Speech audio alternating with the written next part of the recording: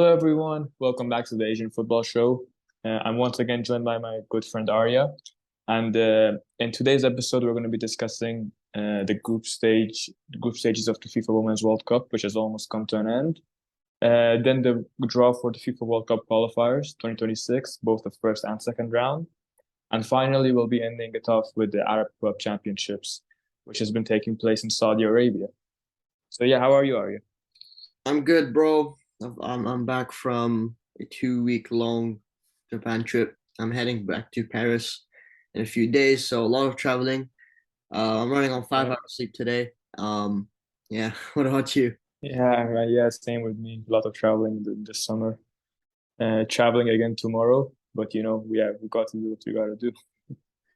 Exactly. All right, let's start with the Women's World Cup. Unfortunately, to be completely honest, it hasn't really been that great for Asian nations. The first one we're going to talk about is the Philippines here in Group A. Like I said, they were with Switzerland, Norway, and New Zealand. They did manage to get a win, a historical win against New Zealand, courtesy of a Serena Bolden goal. Just a historic win just for Asian football, for women's Asian football. It's very nice to see. I thought they could have maybe shown a little bit more against maybe Norway. I mean, I know Norway is really strong, but they the only goal that they scored was against New Zealand, and then they conceded eight. So I mean, overall, it wasn't a successful campaign. I would say some would disagree and say that that win is enough for it to be called a successful campaign for the Philippines. But in a more general perspective, I mean, I don't think it's that well for them, unfortunately. Um, in Group B, we've got Australia, Nigeria, Canada, and Ireland. Australia topping the group with 6 points, and they actually started off pretty shaky. They won 1-0 against Ireland, and they lost against Nigeria 3-2. But then they seem to have picked up back, winning 4-0 against the reigning Olympic champions Canada, which I'm very disappointed in. They're not supposed to be out of the group stages. It's very, very not. It's just not normal of them. That is what I'm going to say. But anyways, for Australia, if I'm not mistaken, I don't think they've had the presence of some of Kerr playing Samantha Kerr. I think she's been injured or she's been on the bench or something. Which, to be honest, the fact that they are still first without her shows how good of a nation they are, even though they were quite shaky. But I think she's going to be back for the next games. I'm not too sure, so do not quote me on that. But yeah, if she does end up coming back for Australia, I think they're just going to be back in full force. For Group C, we had Japan, Spain, Zambia, and Costa Rica. And to my surprise, and maybe not to a lot of you guys' surprise, but I didn't think Japan would comfortably win against teams like Spain, in which they did. They won in a very dominant fashion, 4-0. Spain were actually dominating the whole game, but they just couldn't score. And Japan fantastically hit them on a counterattack and scored 4 goals. I did predict Japan to make it out of this group, but I didn't think it would be this easy for them. They haven't conceded a single goal. They scored 11. I don't know, man. It did might be their year again. I do not know, but I was definitely not expecting them to run this group quite easily as they did.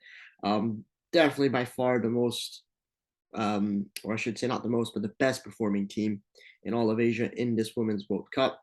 And then in Group D, we've got England, Denmark, China. China just fell short.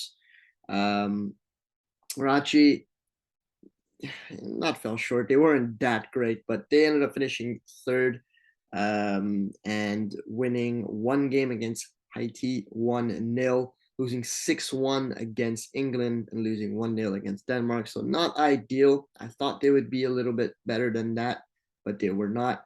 Then we had Vietnam in Group E alongside the USA, Portugal, and Netherlands. Unfortunately for them, no goals scored, lost all their games, but it's a nice experience for them. And they will definitely learn from these. And I mean, they weren't horrendous, to be honest, up until that game against the Netherlands. They only lost 3-0 against the USA, which, for a team like the USA, you would expect them to score generally like 10 goals. I'm not kidding. But they hold their own, man. Vietnam did hold their own, and they managed to kind of contain the USA in some way. But nevertheless, 12 goals conceded. They haven't scored a single goal in a tournament, which is a little bit sad to see, but it is what it is. And then I think for me, probably the most disappointing team is South Korea. They, I mean, they have one more game to play, I believe, against Germany, but they haven't scored a single goal. They've lost everything, and you'd expect a little bit more from a team like South Korea. Um, you would definitely expect them to at least put up a fight, which I don't think they've had, and maybe they can get something out of it. I mean, the group is not entirely done. If they do win against Germany, and like they still have that possibility to qualify for the next round. So it's not completely over. So I don't want to say it's completely over for them, but they haven't really been impressive so far. For me, they've been the most disappointing team because I kind of had some sort of expectations for them. And the teams that have been qualified so far are Australia and Japan. Japan are playing against a very tough Norway, so that's going to be a game to watch. I think this is going to be well. I don't want to say it's their first proper test because that was Spain, but I don't think Norway will play the same way as Spain. So perhaps Norway can do something here. We're going to have to wait and see. And then Australia playing against Denmark. It's going to be a very excited game to watch as well.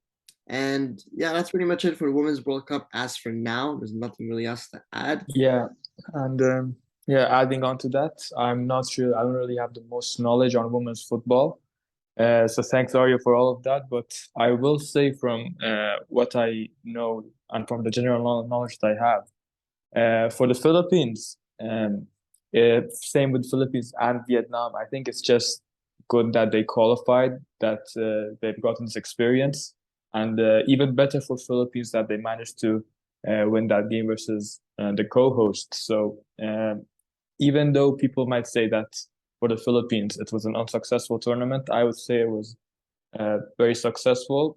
They were in a very hard group in the first place against Norway, Switzerland, which they only lost 1-0 to actually, 2-0 to actually. So good results for them, better than what was expected.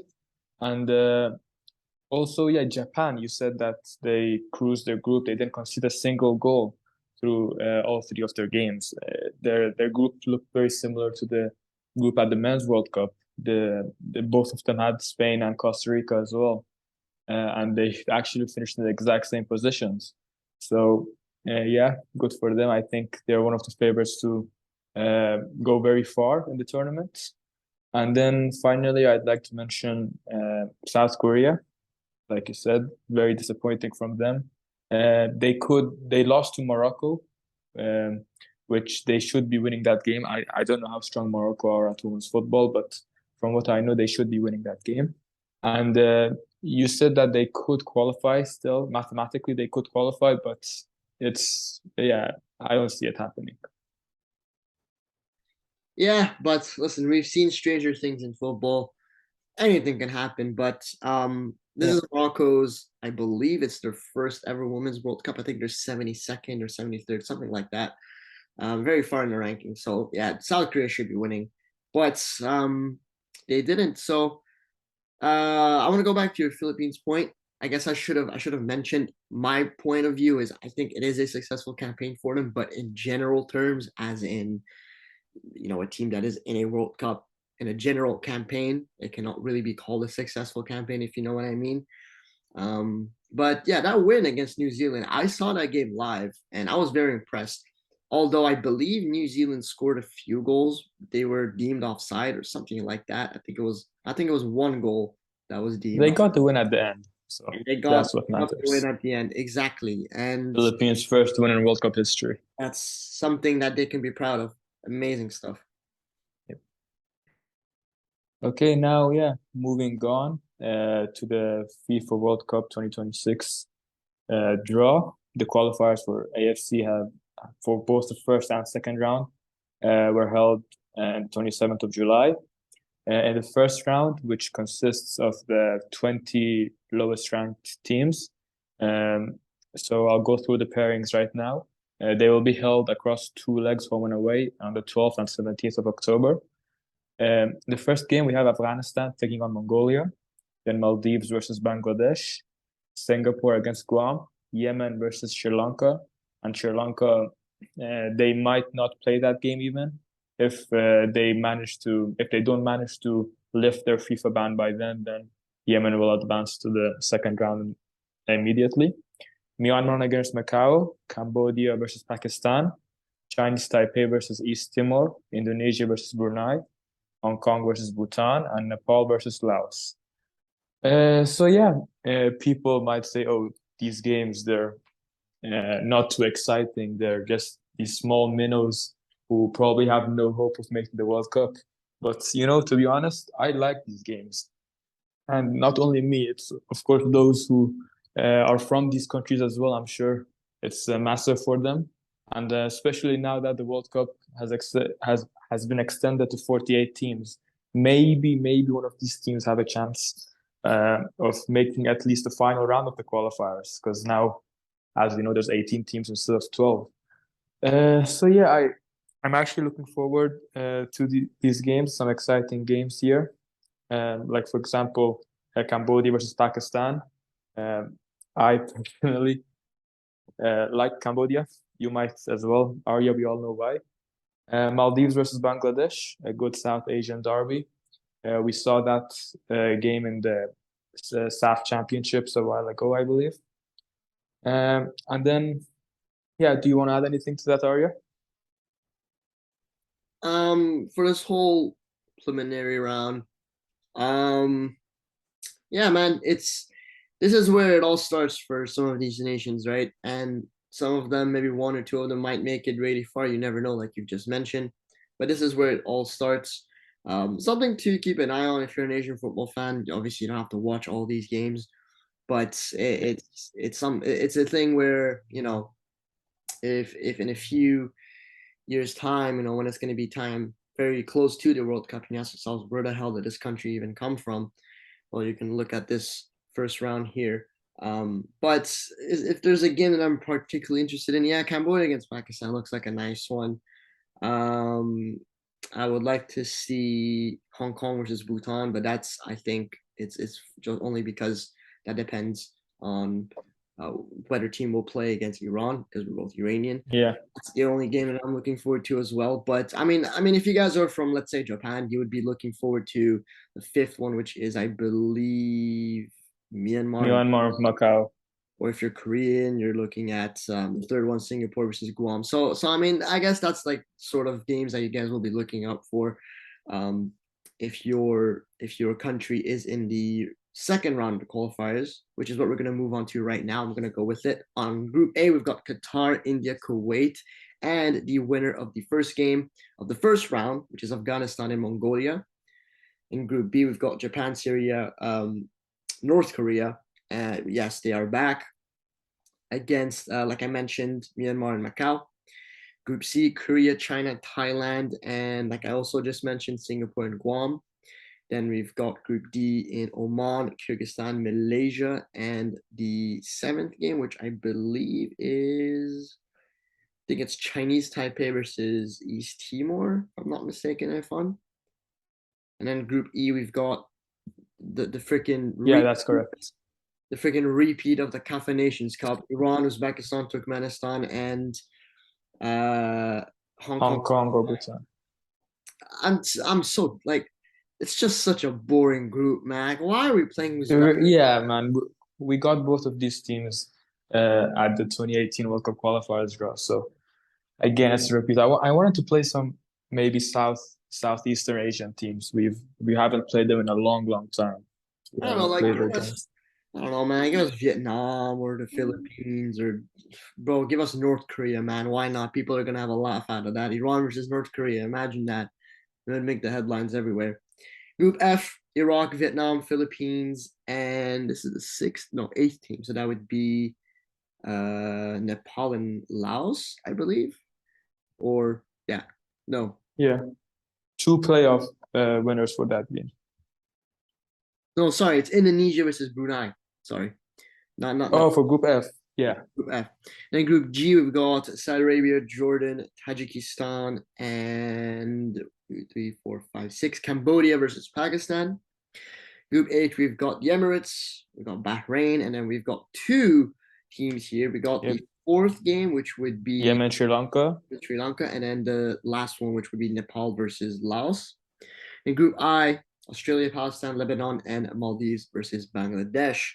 Um, I mean, what is the group of death on quote unquote? I would give it to, I guess, the toughest group, low key, would be Probably Iran's group, to be honest, no? Iran's Or the last group. Yeah, Iran's group too, because Uzbekistan is a decent team, bro. We've just recently played them, and They're the highest ranked team in top two. So yeah, they are. And I mean, Japan's group, with all due respect, is very easy. Korea's group, Korea's group, Thailand and China are not horrendous. They can put up a fight. I mean, we've talked about Chinese football. yeah, Thailand is actually pretty decent. You know what? I'd say Thailand is better than China, actually. Yeah, Group C Bold take, but I would say. Group C could be a group of death too, to be honest. I mean, I say that Korea is going to absolutely smash both teams, but anyway, um, I and mean, no, actually, with Klinsmann right now, Jurgen Klinsmann, I wouldn't say they would smash every team because yeah, but they still haven't won a single game with them. if they do end up losing in teams like China and Thailand, that is going to be Yeah, catastrophic. then maybe he would be sacked before the Asian Cup. Who knows? That wouldn't be great at all, man. And yeah, the last group as well: Australia, Palestine, Lebanon, Australia against Palestine again. We saw that at the 2019 Asian Cup, and as well as the qualifiers in the 2022 version, and probably Bangladesh. So Bangladesh, the odd one out in the group, but the other three teams, they all have Australia the most, but Palestine and Lebanon, they'll be probably fighting it for the second spot. Yeah, yeah, we've said everything. Spot on.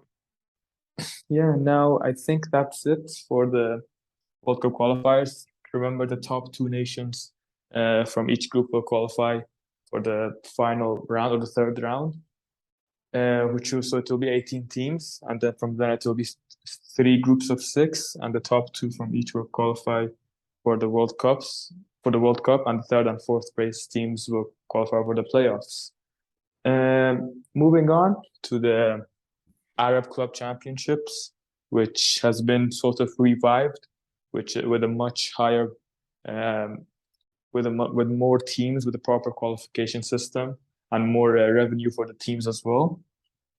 We've seen some big names in the competition this time, like Benzema, Kante, Ronaldo, obviously. I've watched some of the games, and even though right now it's very hot in Saudi Arabia, during the games the weather's above 35 degrees Celsius, 30 degrees Celsius. But the games have still been exciting.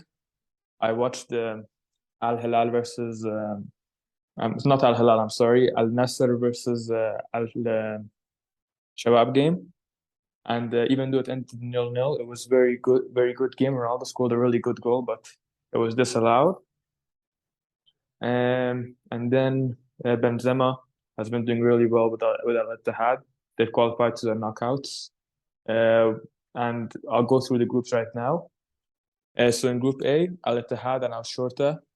Al Ittihad is first, they've qualified, and Al Shorta is second right now with 4 points. In third and fourth place, we have two clubs from Tunisia, actually, Esperance de Tunis and Sfaxien.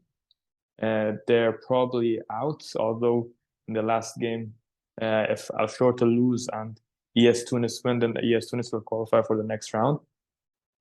In Group B, Al Sadd are first with 4 points, Wydad Casablanca, and Al Ahly of Libya with 2 points each.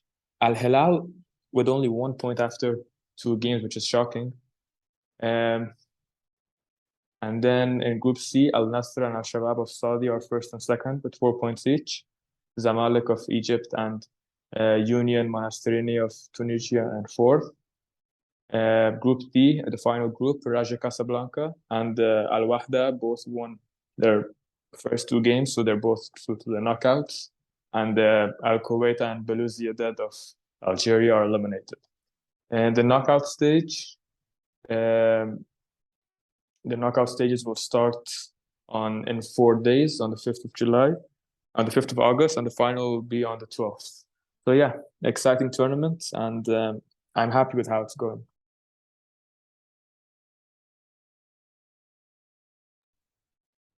And Arya, are you there? Arya, you're muted if you're Oh, speaking. Yeah, yeah. Now we're all okay. We also wanted to mention that the CAFA Futsal Championships took place for the first time, the senior tournament, and Iran sent a U21 team, but they were still champions, and not so shocking. Iran is ranked sixth in the world futsal rankings. And yeah, I think that's it. Arya, is that it? Vietnam, the women team, not Vietnam, sorry, what am I saying? Thailand's women's team won the AFF Under 19 Women's Championship. So that's something we all have to know. It is very important. Yep, It is more massive than everything we've just said. yep, everything. Yeah, I mean, no, but in all seriousness, I think they've won it for like a second time, something like that, which is cool to see. There isn't much else to really add. We are both thinking of making like a transfer sort of podcast in the near future. We're still waiting on the end of the month of August. I guess that's going to be the best time to record that, as the transfer windows all close. We've got a lot to talk about when it comes to Asian football transfers. A lot of players from Japan have transferred. Obviously, the whole Saudi Arabia fiasco. There's so much to talk about. Um, and we'll see each other maybe in the near future discussing the end of the Women's World Cup. We're going to return a little bit back to the domestic leagues because we've been going away from them for quite some time. But to be honest, there hasn't really been anything really that interesting or new or worth really mentioning from the domestic leagues, I would say. Erfan, if I'm not mistaken, you had something to say on Twitter about the Iranian Pro League being postponed or something. Maybe that's something you want to add right now. Yeah, the Iranian league has been postponed by a few days because of the weather here is very hot, so they couldn't really organize the games. I think it's been postponed by 5 days, if I'm not mistaken. So we're gonna see it soon, anyways. So yeah, that's pretty much it for the end of this episode. A little shorter than usual, because there's just hasn't been too much to But talk yeah, about. it's the summer at the end, so not Yeah, much it's, going. it's the summer, right? Yeah, there isn't like that much to talk about. I mean, imagine if the Women's World Cup wasn't this year. Like this would probably be even shorter, right? so Yeah, so yeah, that's pretty much it for this episode. I've said everything I had to say. Thank you everyone for joining me. no And problem. yeah, that's pretty much it. Yeah, thank you guys again for listening again, and see you guys next time. Bye bye.